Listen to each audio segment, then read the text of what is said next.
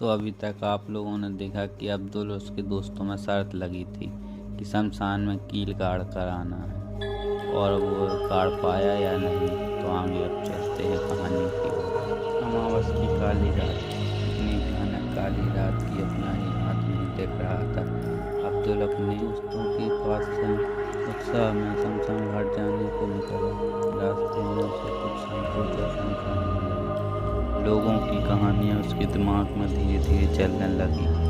उन्होंने शमशान घाट के पास किसी आत्मा को भटकते हुए देखा, और न जाने कितनी कहानियाँ अब्दुल के दिमाग में चलने लगी।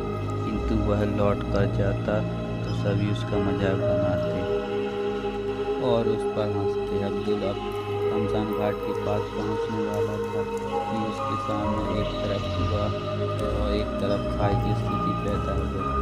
लौट कर जाने में जग हंसाई का भय और शमशान घाट में भूत का भय। किंतु निर्भय होकर अब्दुल शमशान घाट पहुंचा और वहाँ जमीन पर कील गाड़ने की बात थी। वह नीचे बैठा, उसने धीरे धीरे कील को जमीन में गाड़ना शुरू किया।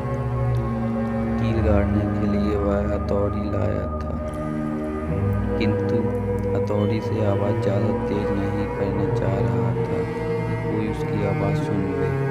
जैसे तैसे उसने हथौड़ी की सहायता से कील जमीन में गाड़ दी और कुछ साहसपूर्ण भाव से उठकर जाने के लिए तैयार हुआ। तभी उसने महसूस किया कि उसके कुर्ते को कोई नीचे खींच रहा है। उसके हाथ पांव कांपने लगे और पूरा शरीर ठंडा होने लगा। वह वहीं मूर्छा खाकर गिर गया।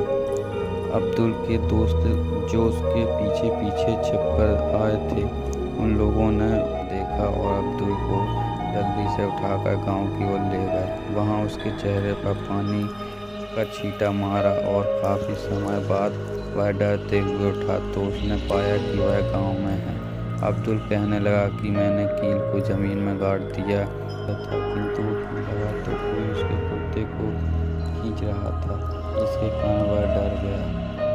अब्दुल के दोस्तों ने बताया कि कोई उसका कुर्ता खींच नहीं रहा था, बल्कि उसने खुद ही अपने कुर्ते के ऊपर से कील जमीन में गाड़ा था, जिसके कारण वह खड़ा हुआ तो उसे लगा कि कोई उसका कुर्ता खींच रहा है। इस घटना पर अब्दुल ने सभी लोगों से माफ़ी मांगी, किंतु सभी लोग उसके साहस से प्रसन्न हुए और उससे आवाज़ देते हुए उसके साहस की तारीफ करने लगे। तो ये थी आज की कहानी। आप लोगों को अच्छी लगे तो शेयर करें, लाइक करें और सब्सक्राइब करें।